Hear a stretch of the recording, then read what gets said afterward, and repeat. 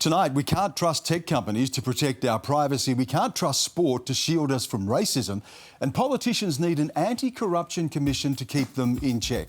Who can we trust? Welcome to Q&A.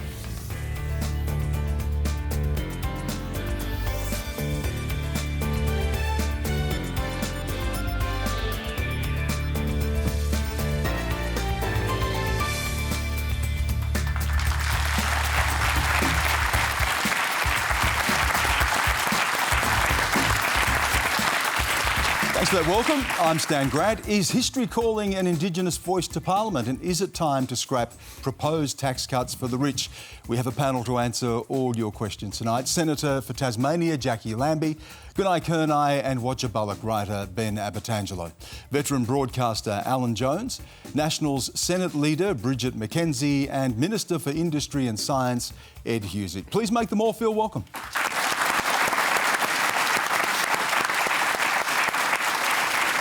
Now remember, you can live stream us around the country. We're on iView, YouTube, Facebook, Twitter and Instagram. Quanda is the hashtag, so please get involved. Let's get started tonight. Here's a video question from Marcus May.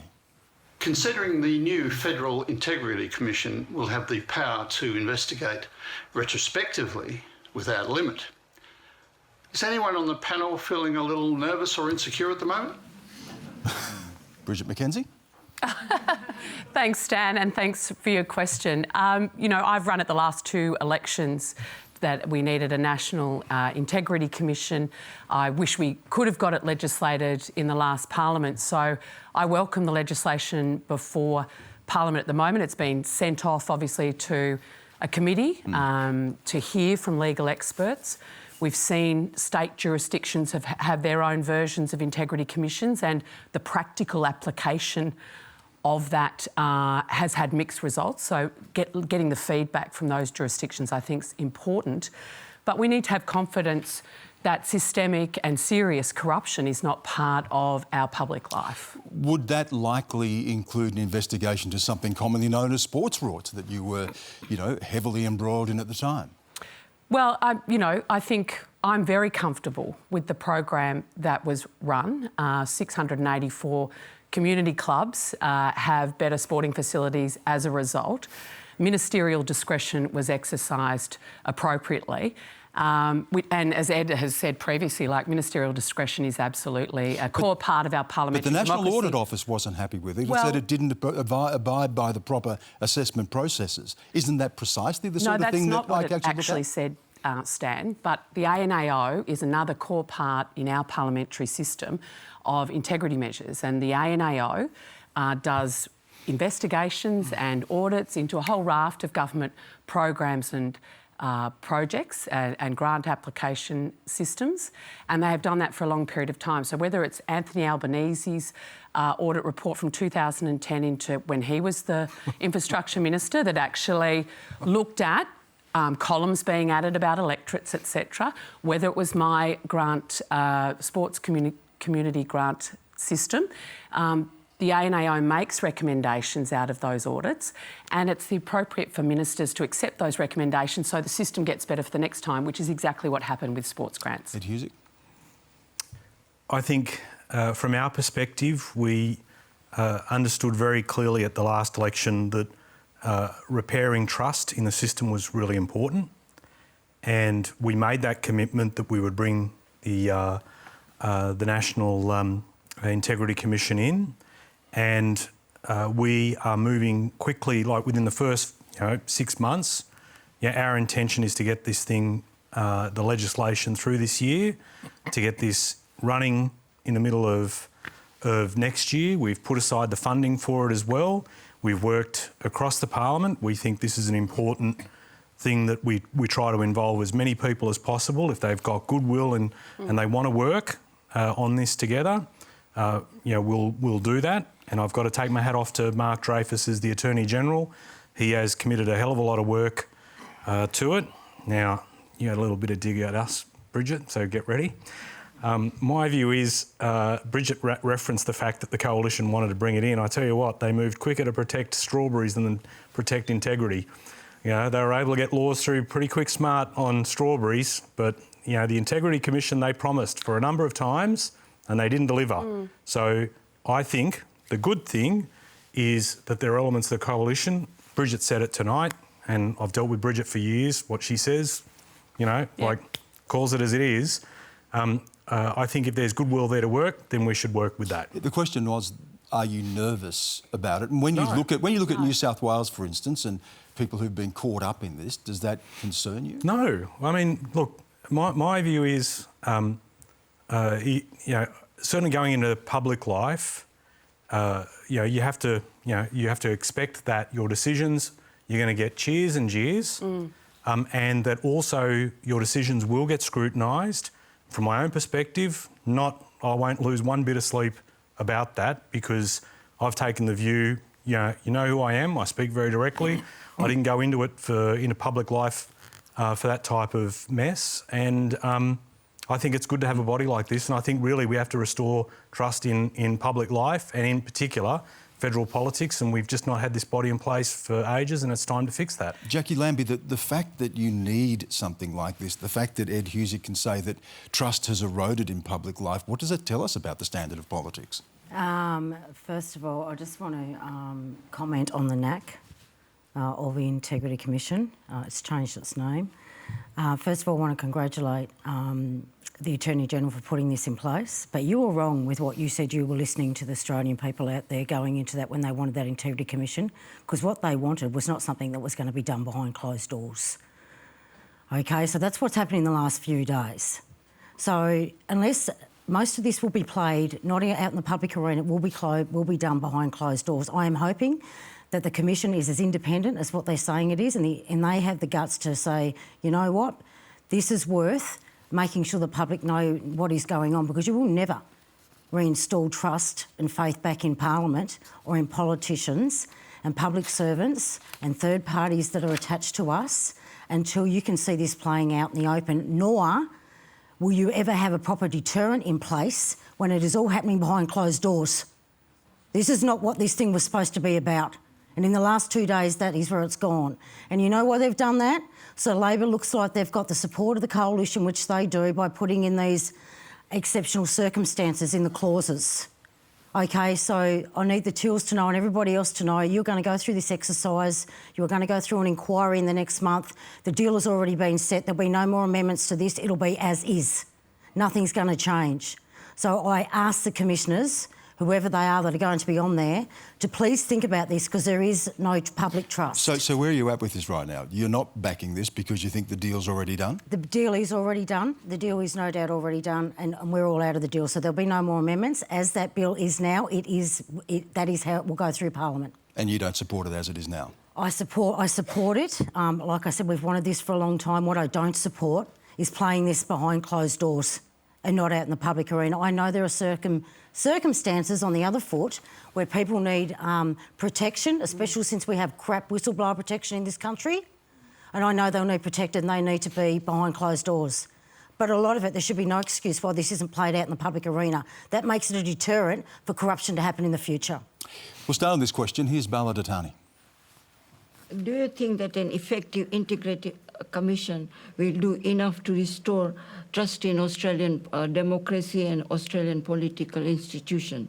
And what more can we do beyond an anti-corruption watchdog to begin restoring this trust in our political system? Alan Jones.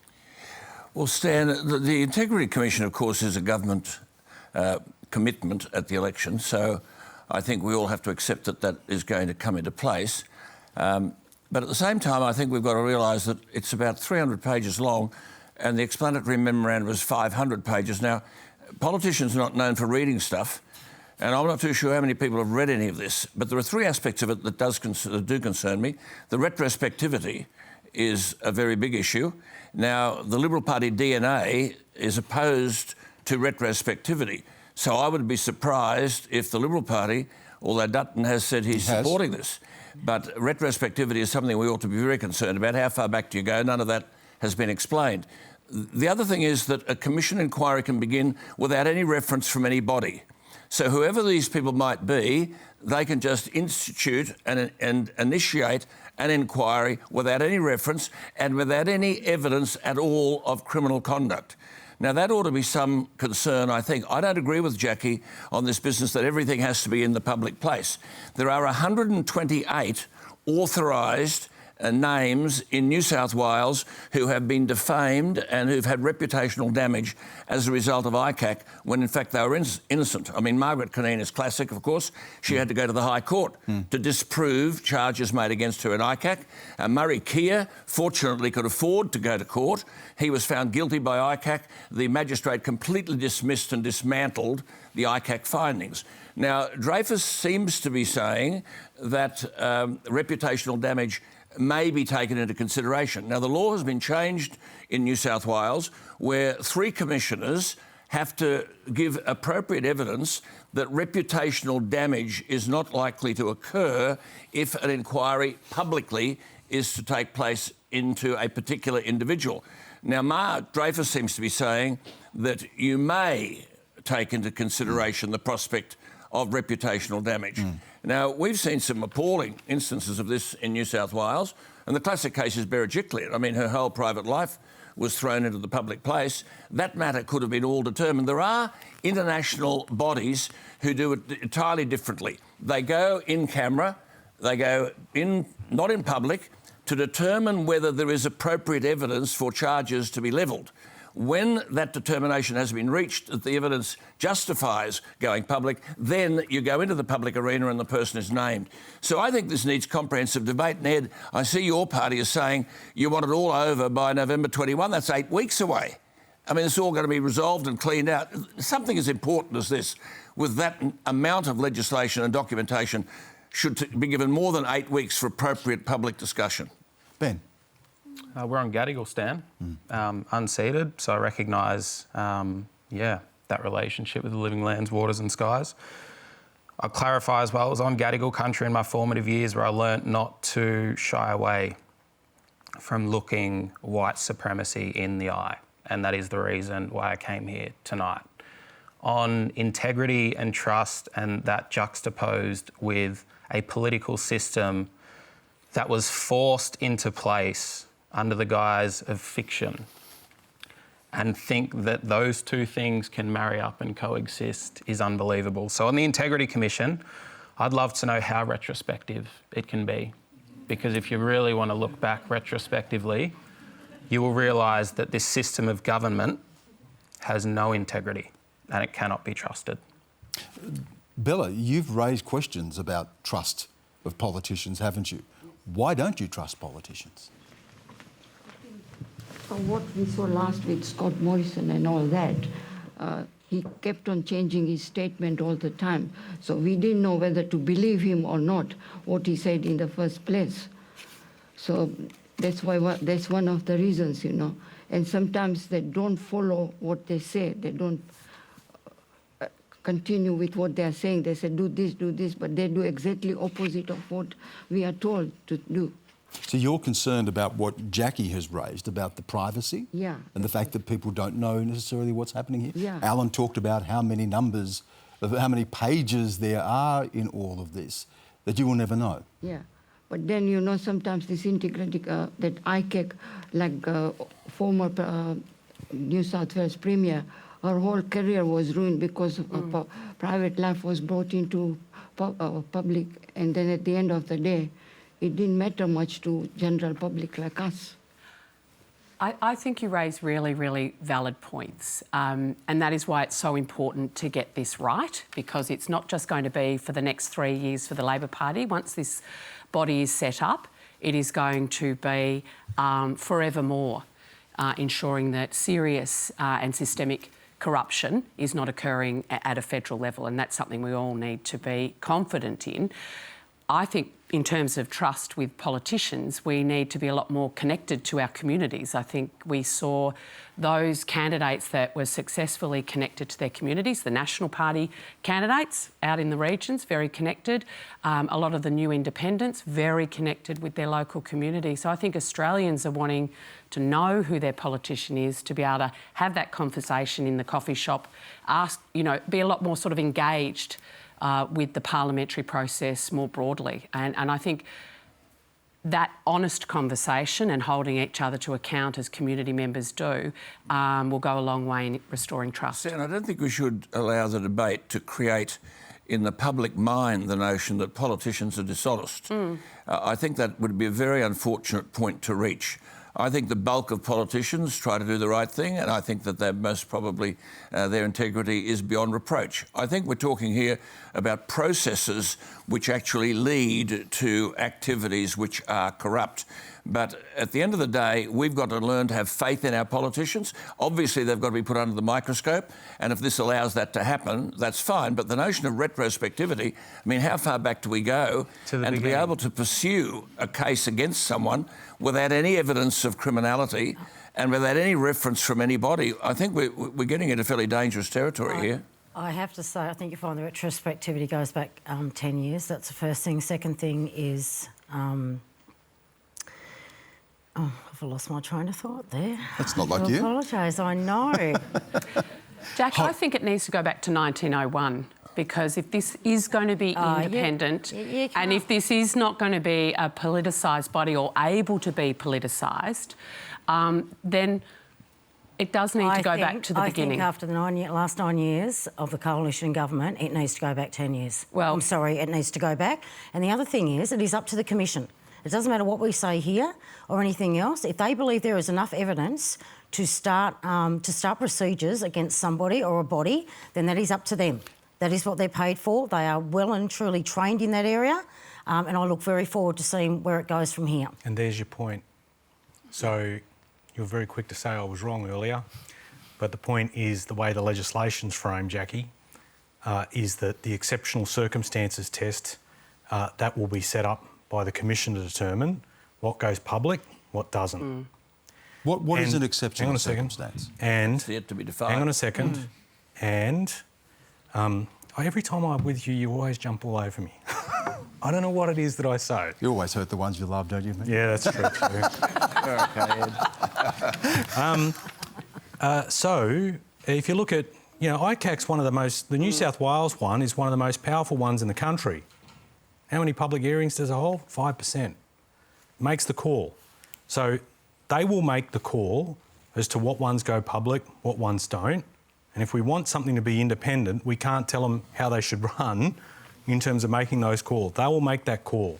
So, in terms of how far back it goes, I mean, I think you need to be serious in respect of, you can't go 1901. But I can only operate within the I parameters also understand of the too, legislation, there will be other views as well. But the reality is, this, in particular, I think context is important. You look at the last term of Parliament, everything where you wanted to find out information, it was very, very hard to get. Question time turned into a joke. Parliament shut down all the time. Estimates didn't run, and that should be the forum to get information. Questions on notice, which is supposed to be a powerful tool to be able to get information out of departments, gone. So having something like this is important to be able to scrutinise the way that decisions are made, the way if someone's acted improperly, and in particular corruptly, and we've put that stuff in place. And Alan, can I just say, you said, that 8 weeks isn't enough. Mate, people have been waiting for this thing for years. 2 terms went before we even got to this point where we could seriously consider the legislation. How many parliamentarians are going to read 300 pages, I'm telling you? The other thing is, if someone believes that they're innocent, that I don't believe that they get a second right or a review to go and say, before you put me out in the public arena, I need you to listen to me. And I do not believe, unless I'm getting that 300 pages wrong, that there is a review process in for them to have a second shot, and I think that's a little unfair. Before we move on, Ben, exceptional circumstances. What are some exceptional circumstances that would come to your mind that should be investigated? Well, from my vantage point in Darwin, looking back on the world of Canberra and the decisions that are being made there, I think about the Northern Territory intervention that was rolled out, a renewed suite of race-based laws to attack and undermine the sovereignty of Indigenous people. I know that, secrecy is synonymous with corruption, and for Auntie over here, who's done more laps around the sun than I have, you've seen this cycle come and go time and time again. There's a previous Liberal government that, I don't know, I didn't bring my shopping list tonight, but it does cover both sides of Parliament, both major parties that are bought and sold, that have the interests of themselves and the people that are funding them over the broader populace, which is the Australian community. Let's go to the question now that's on everyone's lips this week. And of course, we're talking about what's been happening with privacy and data. Here's Hank Hunt. If Optus have been unable to protect basic personal identification information, how can Australians have any confidence that their metadata is safe with these organisations? Ed? I think that type of question, if I may say, I think you're not the only one.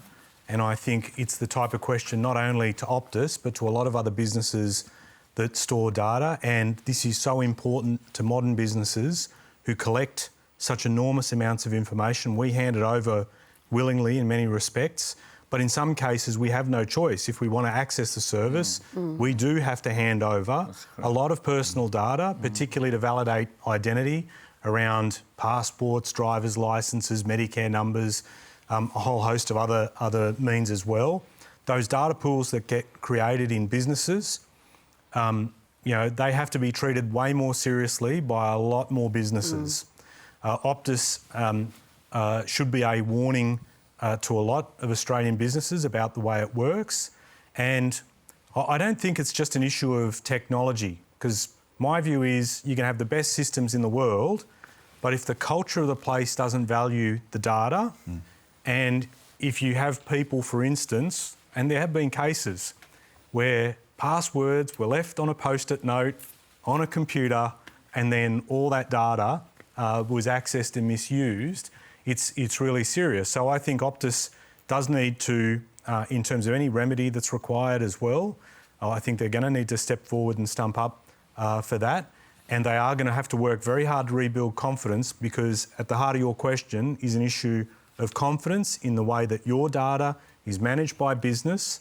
And that shouldn't just be something on Optus's shoulders, it should be across the board. Hank, what happened in your case? Were you caught up in this? Yes, I was a past customer of Optus. I left them about a year ago, and I've received the email telling me that my personal identification and identification numbers have been released. So I'm in the higher risk category to So some... where does that leave you now? What do you have to do? So what I've done is I've changed most of my online passwords. I will need to look into changing my driver's licence number. And now my Medicare card number, which was not disclosed in the initial communications from Optus. Hands up, anyone else who's been caught up in this week? Wow. What? Wow. Yeah. Wow. Really? It raises the question, doesn't it, Alan, about... Ed went to this before. You can't live in the modern world without giving away so much of yourself. I think Ed 100% correct. I mean, it's frightening. I mean, basically, these major organisations and entities know everything about us. We know they know everything about us. They seek all this information from us. And every day, independently of Optus, we would be worrying what they were going to do with it. But there has to be a penalty here, Ed. You know, Optus have got to face the music. People have got to go. There's got to be a financial penalty so that the message is sent to corporations that if they are at grave risk. I mean, when you think of thousands and thousands of Medicare numbers and driver's licences, you've got to go do more than say, oh, well, you know, Optus will have to pay for the reissuing of the driver's licence. I mean, come on. It's got to be far more than that. This is serious stuff. And by the way, Optus has said that they'll pay for the driver's licences, and we're still waiting for the answer on passports. So be nice for them to hurry up and Bridget, get that answer. it's Optus now, but it's not. Who's to say it couldn't be anyone else tomorrow? Absolutely. This is the world we live in. Identities have been stolen. Yeah, but this is the world we live in, isn't it? You know, millions of Australians' identity has been stolen effectively. They don't know what the impact of that is going to be financially, reputationally, even from a physical safety perspective. I think it's an incredibly serious issue, and I think, you know, well done for the government to actually say you've got to pay for the passports, etc. But it's not just big. We assume the big guys in town, like the Optuses, have got the systems in place to protect our data, and we worry about the small businesses. But now, clearly, this is much more broadly an issue. What's been going on? Claire O'Neill says Australia's 10 years behind. She's the cybersecurity minister. 10 years behind the rest of the world. You were in power. shouldn't we have seen this coming? Well, what more could have been done? Yeah, so we made some significant changes in legislation around critical infrastructure. Bodies such as our energy system, our communication system, they have a tighter regime, shall we say, in regulatory environment. But if the penalties Alan was talking about before were put in place years ago, if this happens, this is what's going to happen to you, would we have seen a more stringent response? So, Stan, from corporate Australia? I bet a lot of your viewers still click on the emails that we all know they shouldn't. There's no Nigerian prince waiting. There is a whole... You know what I'm saying. So there is a personal responsibility for all of us that this world we now live in, the technology is changing all the time. Government regulatory environments needs to keep pace with that, obviously, and how we store and use personal data is critical. Is this the thin edge of the wedge? I mean, I've got a mobile phone here. I can guarantee that everything that's being said tonight is somewhere inside that mobile phone. I mean...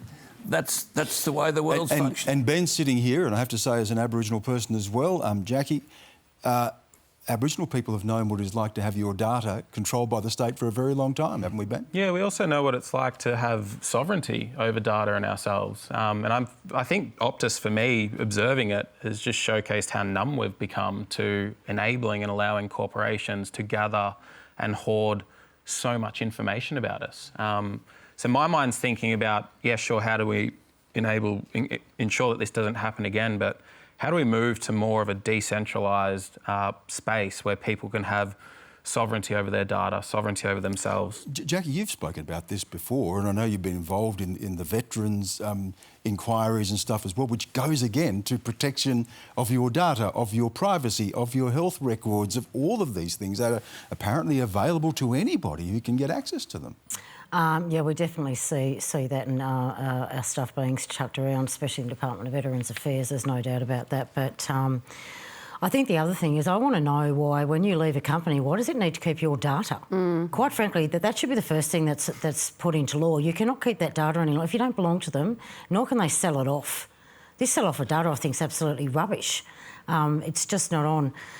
I think the other thing is also with data in this country is that we don't collect a lot of it ourselves. We don't actually have those data hubs here. A lot of them are overseas. Now, why aren't we building a lot more of these data collection hubs so it is sitting here in the country? Surely that would have to be a foot forward in helping with our cybersecurity if we were keeping a closer eye in our own backyard.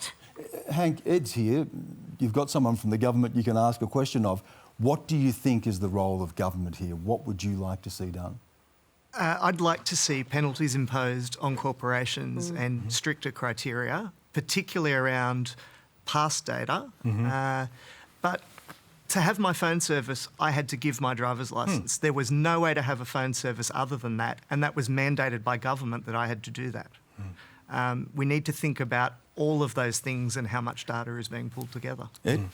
Yeah, I think we do need to have a look at that regime, the penalty regime, and I think we've gone well beyond the idea of companies self-regulating themselves on this, and it is going to be important. Again, if I can go back to your earlier question about rebuilding confidence and trust, it is going to take a lot. Those companies cannot simply have a situation where they do the clean-up work and then expect forgiveness as a result. I think there needs to be a very strong signal sent that this is important. The other point I would make as well is I think there is an awakening now within the broader public about how much data is given over, how much is held. Picking up on Jacqui's point, the amount of data that's bought and sold and the way that that's treated as well. And it's not just a metadata thing, it goes to, like this is, big chunks of information. And so, there is, I think, a requirement to reconceive the way in which how much data is collected, how it's stored, and is there a better way to do it to validate identity rather than creating big data pools. And especially around an essential service like a phone, a mobile phone, that is necessary. How we pay our bills, how we communicate with family, but you really can't. Well, our credit cards are on our phones. Absolutely, right. So those essential pieces I think where you really don't have a personal choice about whether I'm going to engage with this company or not. I think that requires a specific set of regulations. Do they need all this information? This is the point. I mean, they decide they take this stuff from us. I mean, it's impossible. You get a driver's licence, a birth certificate. Do they need all this stuff to validate who you are? I don't know, but I'll tell you right now, they've got enough information on you people in Optus. If they want to go and get a loan from the bank, unless you go out there and move really quickly, they could be borrowing against your name. That's where we're at today, and that is shocking. So it is that bad. You need to be aware of that. Hank, good luck with sorting out your details. Anyone else affected here as well, all the best in trying to work through all of this. I hope some of these answers, helped you out tonight as well. Let's move to another topic. Here's Patrick Rodier. The decision to abolish mandatory income management in the form of the cashless debit card was a Labor election promise. What is the path forward for Indigenous communities around Australia who may wish to keep using that card? Ben. Well, a few facts straight up. The income management scheme hasn't been abolished. It has been reformed back to its racist roots. Okay, the privatised version of cashless welfare has been scrapped, but the government-administered version has been kept. Now, basics card. The basics card, all right, which was part of that race-based suite of controls that was imposed on Indigenous people through the Northern Territory intervention in 2007, which required the suspension of the Racial Discrimination Act. Okay, so there's 17,000 people on the privatised version. 13,000 of them across the country will be able to free themselves of that punitive scheme. But 3,800 of those people in the Territory will join another 20,000 on the government-administered basics card, which is in fact even more punitive than the privatised one. So I think there's an illiteracy around what this income management scheme is. It hasn't been abolished. It was Labor, in fact, that expanded it in the early 2000s, and they are standing at the dispatch box and using the media to say that they've hit a home run when really it's just a base hit. There's a lot of Aboriginal people across the Northern Territory that aren't able to free themselves of this really punitive scheme. Yeah, and just for people who perhaps aren't fully aware of it, we're talking about a card that quarantines 80% of income so it isn't withdrawn as cash or used for alcohol or gambling or other things. Jacqui, you voted to repeal that. Why, and did it not go far enough? I voted to repeal that because, as most of you would know, in the beginning of that card, I was very interested in see if it could make a difference. I don't care what colour your skin is. Obviously, I grew up in public housing, and I thought it had some merit. And I'll tell you, it would have had some merit, but it had no carrot at the end of the stick. That was the problem. What they did was give you a punishment and give you a card, but didn't entice you to come off it. There was supposed to be jobs available, training available, more rehab centres available, more psychology and psychiatry available. More stabilisation in our court system and having the same magistrates in there, especially in those rural and regional areas, in those little community areas. All this stuff was supposed to go along with this card, and it didn't. And that is why the card has failed and has been unsuccessful. But you are correct, because you will still have the basics card in the Northern Territory, which is 50-50, 50% cash, 50% card. Trouble is with this, and people need to know this, it is actually the cashless debit card and it's going to have a new picture on it, okay, because that technology is gone. And unless none of the big banking corporations will pick this up because it is too small and they just won't, it's too much to handle for them because it is so small. So it's still going to cost us a lot of money to keep that cashless debit card out there. But my main concern is this. You come out and you've got rid of this card and you've done nothing. You have shown no services to put out there. You've done nothing else to close that gap. You've just pulled the card and that is it. And what you want us to do now in the next 12 months is concentrate on how we're going to do that. Should that have not have come first, so the replacements were there? Because right now, closing that gap, we are failing miserably. And even on the initiatives that we're passing to off, I think there's still 12 or 13 of those initiatives to close that gap, which are miles behind. That is your problem. But pulling all this without having anything in place or any services ready to go is going to be an absolute disaster. But just on, really quickly, sorry, politicians and people say that, like, you don't see the colour of your skin.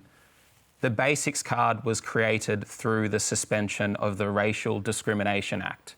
Of the 24,000 people that are still on income management across the Northern Territory, 77% of them are Indigenous. So it doesn't matter if we say that we don't see skin colour.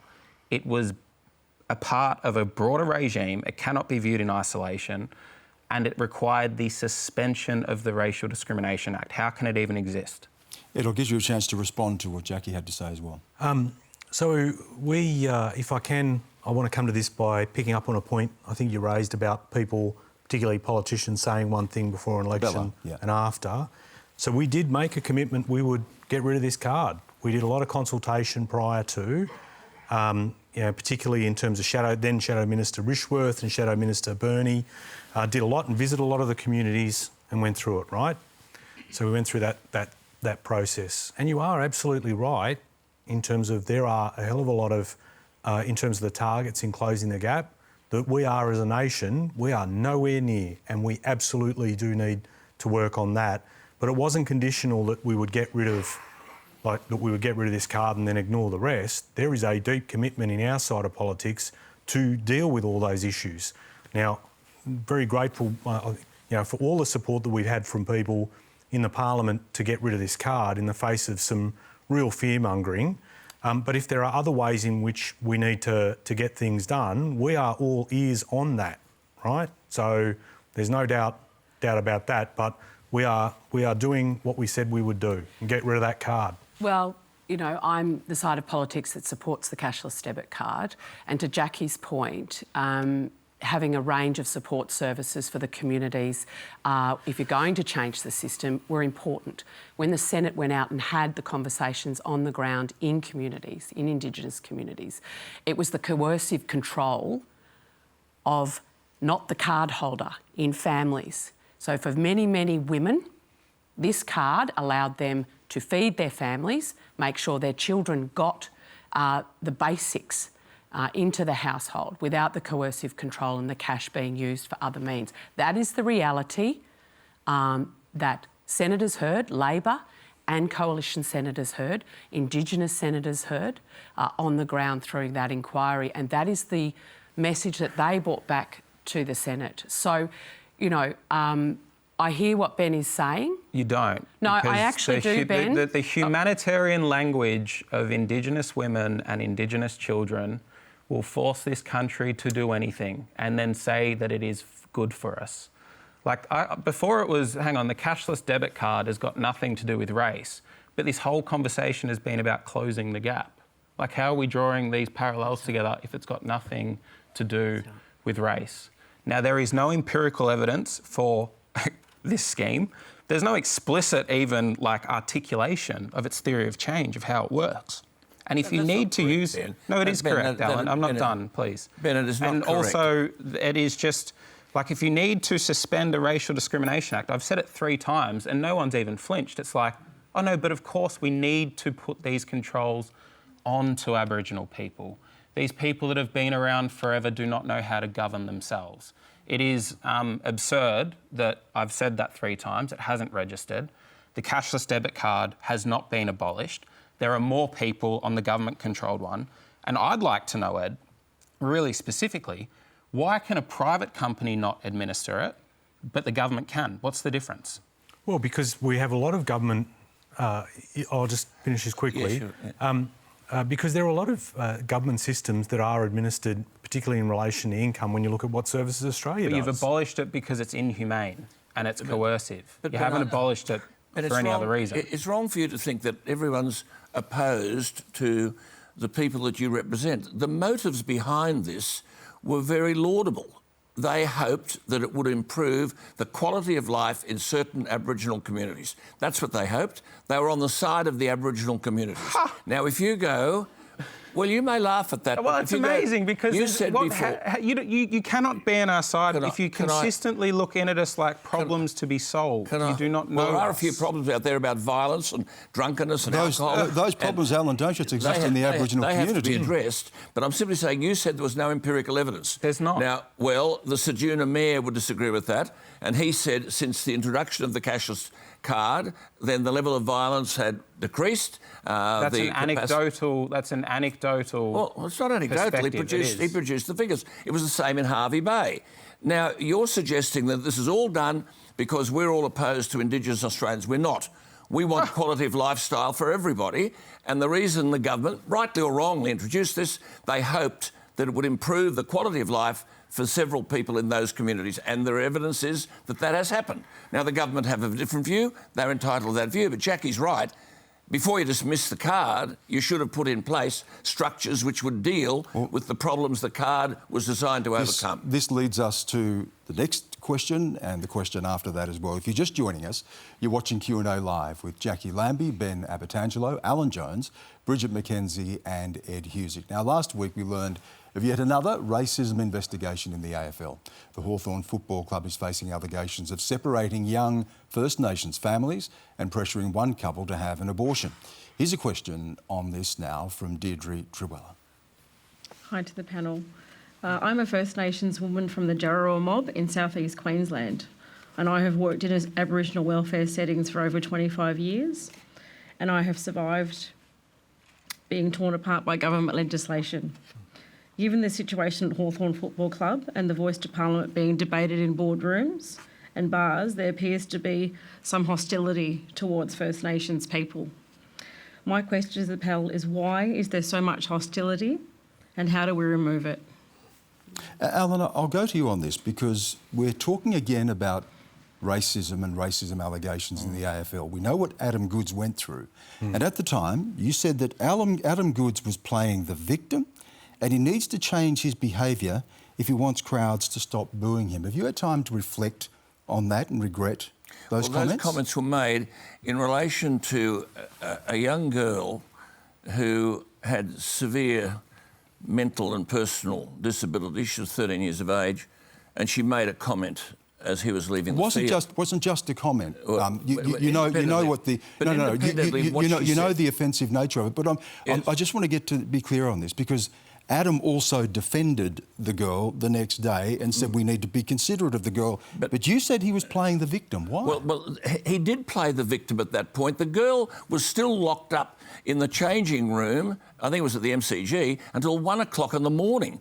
And this was a girl who had severe personal and mental disabilities. Adam should have acknowledged that and left it alone.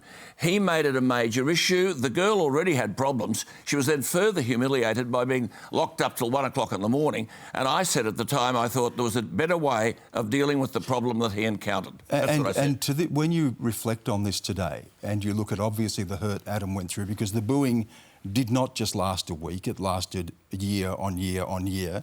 He walked away from the game. He said about the emotional distress it was causing and causing his family. Do you look at that now and look at that as a shameful episode in Australian sporting history? Which the booing of Adam for year on year on year. Well, I don't know who was responsible for the bullying of Adam Goodes. My comments were related to the little girl, and I'd stand by what I said in relation to the little girl. But coming back to your point about the Hawthorn Club, I've never heard of stuff like this. If this has happened, it's unbelievable. My concern here is that the report hasn't been released. It's been leaked to the ABC and I think the Melbourne Age. And those people who apparently are most alleged to have done this stuff were never interviewed. They've never been consulted. Their viewpoint has never been heard. So I think we do need a very significant inquiry. But I've coached Aboriginal people. I've put my hand in my pocket for Aboriginal people. I've never known anything like this. What we're reading is horrific and unacceptable. Ben, you've played sport, you've played cricket. When you hear these allegations and reflect on the history of racism in sport, what does this say to you? Well, first, I see you and thank you for coming and sharing a bit about your story, and then having Mr. Jones next to me be the first person to respond to that. There's a saying that when there's smoke, there's fire. And then when there's an inferno, there's the AFL. Now, there is a long line of deep pain that blackfellas have been subjugated to playing sport, and environments that we look up to and say, hey, I can get there and I can be free. And then what's damning about that is when you make it into those environments, you're still under the same control, and you have to be the perfect little native for people to accept you. Now, what's happened at Hawthorn, the revelations that have come out of that are very consistent with the surveillance to censorship that you're talking about in your question, right? And what I was attempting to articulate to Mr. Jones before. Everything that is done to us by people that say that they are helping us, right, is done so through the lens that they are lifting us up, as if they know better for us. We cannot govern ourselves. We cannot make independent, informed decisions for our families. Now, I think it's time for, honestly, with how much has gone on, I think it's time for Indigenous players across the AFL to boycott. I think it's time to learn from the Wave Hill walk-off. I think it's time to learn from a lot of the other political movements throughout history that solidarity always wins. Aboriginal Torres Strait Islander people in the AFL are the #1 shareholders. They bring so much joy to the game, so much joy to people's lives. But if you can't be free in those moments, and all of us in those moments, then none of us are. And I think it's time to boycott. I think it's time to put a moratorium on Indigenous round. I think it's time to take off the Guernseys. I think it's time to demand real change. And not through the players' associations who continually let the players down as well. I think it's got to be done independently, and that's the only way that we're going to see some significant On the change. question of independence, Ed, is it time for the federal government to take this out of the hands of the AFL and call an independent inquiry in this? Racism is meant to be illegal, and yet we see these are allegations now, they'll be investigated. But is there a need for a further investigation? Well, the issue is how long and how often the AFL has these allegations put to them. And if they worked as furiously on this issue as they do to get new TV rights, maybe we'd get somewhere. Really? Like when it means something to them, they work real hard. And I think on this, they're not working as hard. And if it does take an independent investigation, I mean, you've put that on the table, and obviously we'll take that on board.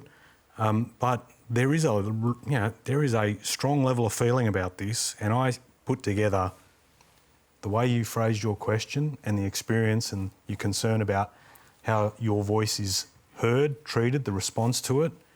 You know, Adam Goods, Alan, like it wasn't just, I hear what you're saying, but it wasn't just one incident.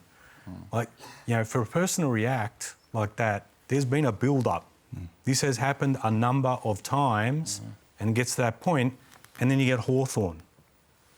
So, you know, there is something serious there that has to be dealt with. And the other thing is too, we have to be honest enough as a country to recognise it and not to always shy away and say, oh, we can't talk about that, it's not really racist. No, but Stan is right. I think it needs an independent judicial inquiry external to the AFL, a judicial inquiry the government should regard it as serious enough, whoever's ever in charge, Linda or somebody, and say, we are instituting this inquiry. But I just come back to your point, which is a very serious point, and Ben won't agree with this, but I just want to know, because you say self-management is everything, we pretend that we know how best to handle your problems, if we don't want that. That you created as well. What do you do then? OK, what do you do about the violence, the appalling violence towards women in the Northern Territory, which has done, no action has been taken about it. Jacinta Price came to Canberra last year with horrific revelations about what was going on in the Northern Territory. No one has opened their mouth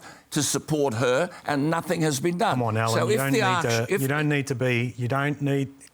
violence against women cuts across all colours. It does, but I'm just saying, we're talking about the violence in the Northern Territory. Every time it comes up in this discussion... And if you're managing these things, Ben, what are you doing to address those issues? Can I just say, too, we're having this conversation in front of an Aboriginal woman who is brought this question to us, and Deirdre, I could hear the distress in your voice even bringing the question. Yeah, and I wanted to say, can we just leave that where it sits right now? Deirdre, thank you so much for raising that question. Thank you. And I'm sorry that you have to even ask the question, because clearly these are not easy questions to ask. You've had the courage to ask that. Yes. So thank you so much. Let's move on now. Here's Ethan Floyd. Yamastan, thank you. Obviously, clarity is the key issue in many Australians' minds as we head towards a referendum on the Indigenous voice to Parliament.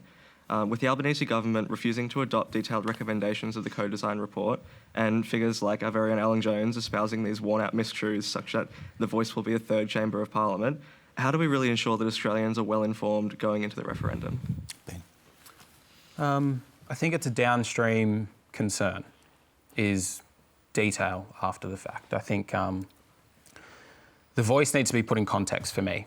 And I have deep respect for the people that are a part of it. I have deep respect for their endurance and all of the work that they've done in bringing it to life. But the context that it sits within is that this colony is a crime scene and it has inflicted a genocide on people.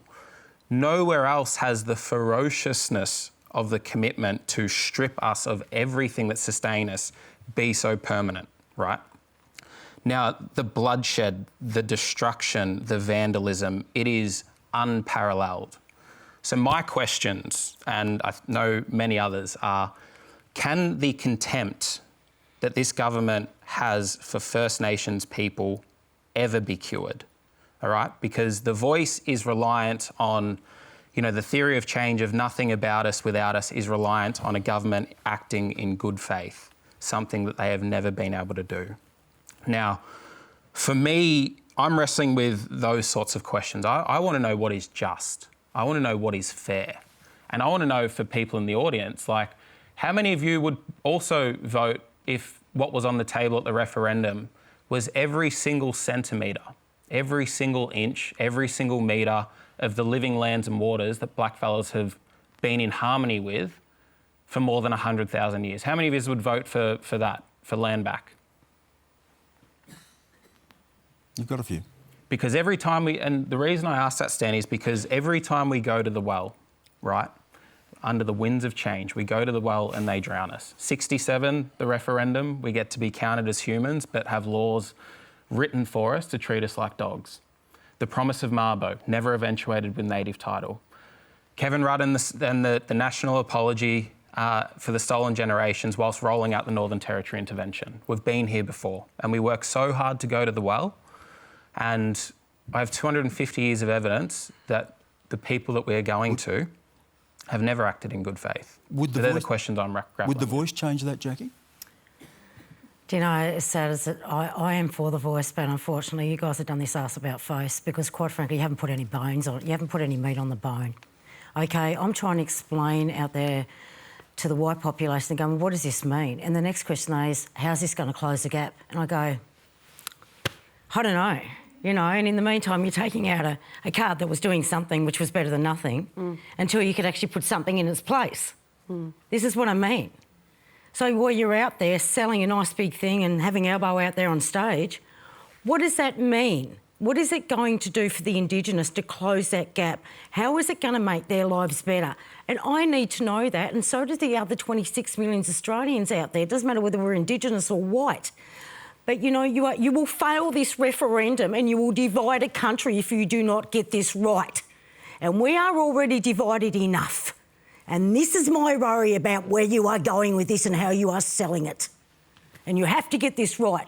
Otherwise, you will cause more harm than good in those Indigenous communities, and they can't take any more. It's that simple.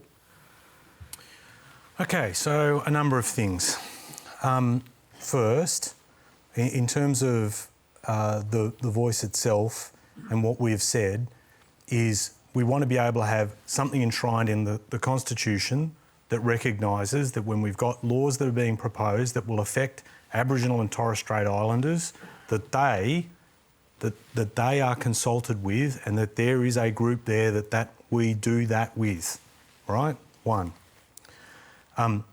Two, there's a lot of detail out there. And listen to Marsha Langton. When Marsha Langton talked about the voice, and she said this earlier in the year, she said there's 500 pages of detail out there, and for people to say that there's not enough detail, her words, believes that it's more designed to sow confusion by suggesting the detail isn't there in terms of how this would operate. And what we have said as a government is we want to be able to work with people in terms of, we've put forward a notional question. We've said we'll work with people about how that will get framed up. We're not rushing the referendum.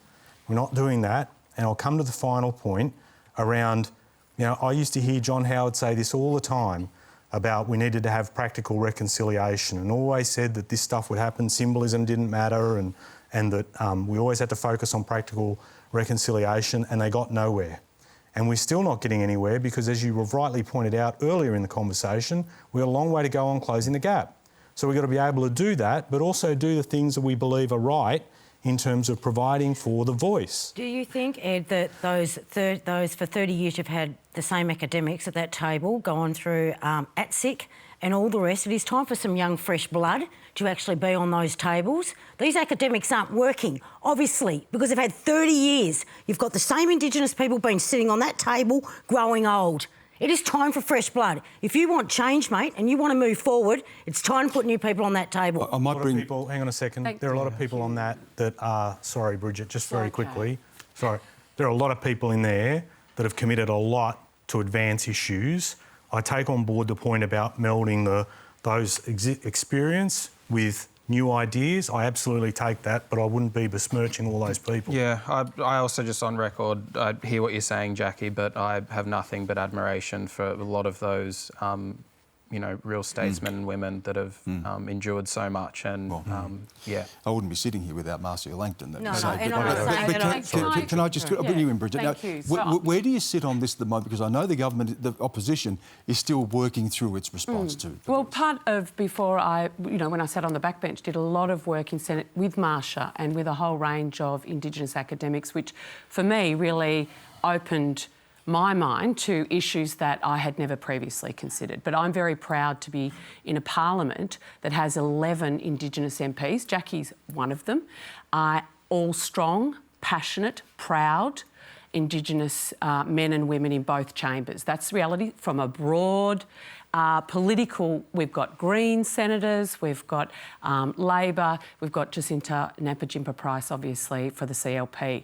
And so when I come to this question, I listen to the Indigenous MP's perspective, because that's who I should be listening to on this particular thing. I've got Pat Dodson, who wants the voice, senator from the Labor Party. I have Lydia Thorpe, a senator from the Greens in my home state of Victoria, who wants treaty first.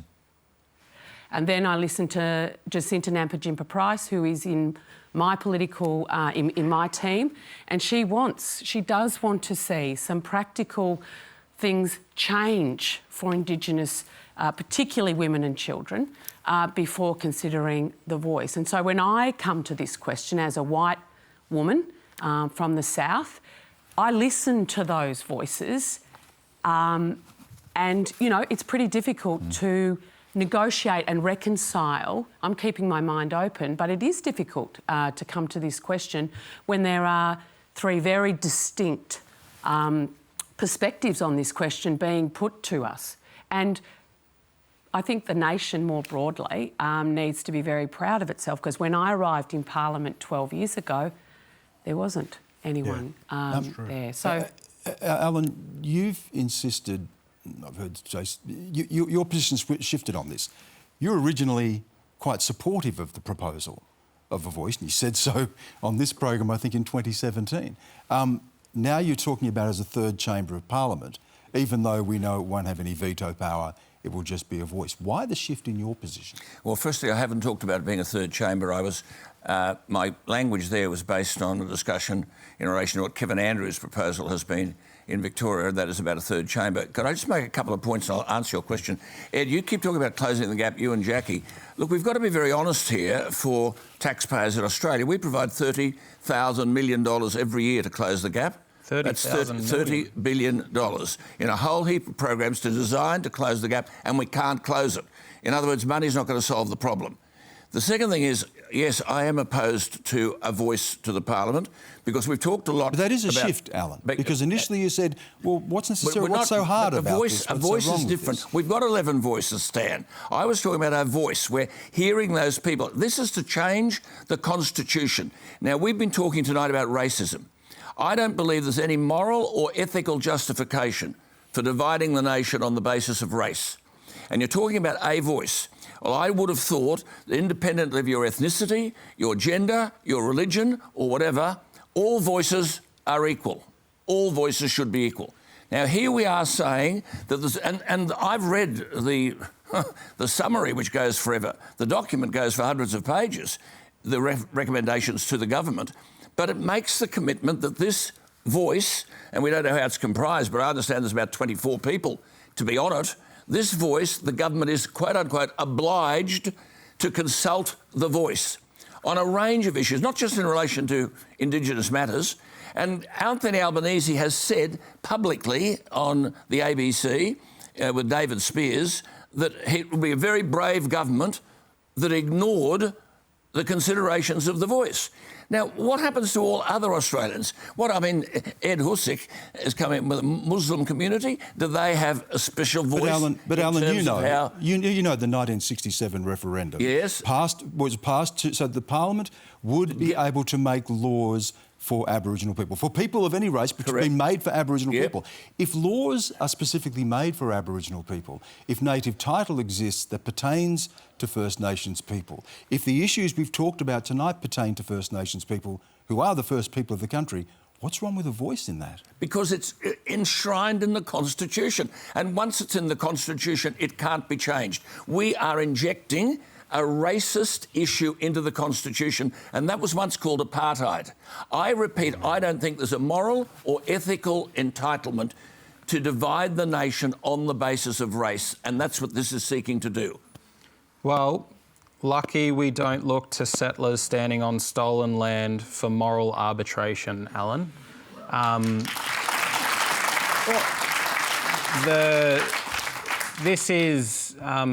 This is the challenge with it, Stan, is the inability to kind of see the racism that is infused into everything around us. The catch cries that it will only divide us as if we are already unified. The rhetoric that comes from Alan is amazing. It is unfounded. It is easily seen through, and I think what needs to happen here is because, again, what we're seeing is a pacification as time goes on. We're seeing Anthony Albanese bend over backwards to kiss the shoes of the monarch and be a very good little colony in the empire, while simultaneously talking about a voice to Parliament. I think we, as Aboriginal Torres Strait Islander people, need to continue to have these conversations with ourselves. And that's Can I just say this, Stan? quickly, none other than that great friend of mine, Malcolm Turnbull, who on this program in 2017 said that an Indigenous representation in the Parliament is preferable than advancing a proposal creating, in effect, a new chamber. Malcolm Turnbull. Malcolm's no longer in the Parliament, but we'll just finish, Alan, on that point. Tonight's discussion, our final question, JD Nomasasa. All right, well, in 1986, the highest grossing film was Top Gun, and the Eels were premiers. So far in 2022, the highest grossing film is Top Gun Maverick. I am therefore convinced, maybe, fingers crossed, that this is the Eels' year. Who will our panellists be backing this Sunday, the mighty Eels or the Panthers? Ed, you're in Western Sydney and you're caught between the two. Which one are you backing? I am. I grew up as a Para fan, and the electorate I represent, there are a lot of people that go for Penrith, so go Penramatta. Spoken like a true politician, Bridget. Senator for Victoria, my grand final was last week, and go Cats. Alan? I think it's Parramatta's year. Good. My son goes to Parramatta, so I think it is too. Ben? Parramatta, Stan, they've let their fans down. They've snatched defeat from the jaws of victory so many times over. We're agreeing, Ben. Be careful. Football can heal all wounds. That's right. Jacqui? Is Tom Cruise coming down? Because if he's coming down to my place, I'll give him a roast slam. I'm good. Which teams are playing? Sorry. Tom Cruise. Tom Cruise. What was the... I missed... You just said something? I said, I hear he's doing the opening. Thanks for the question. Go the Eels. Sorry, Penrith fans, I've got to be loyal to my son. That's all we've got time for tonight. Thank you again to our panel, Jacqui Lambie, Ben Abbatangelo, Alan Jones, Bridget McKenzie and Ed Husic. Thank you.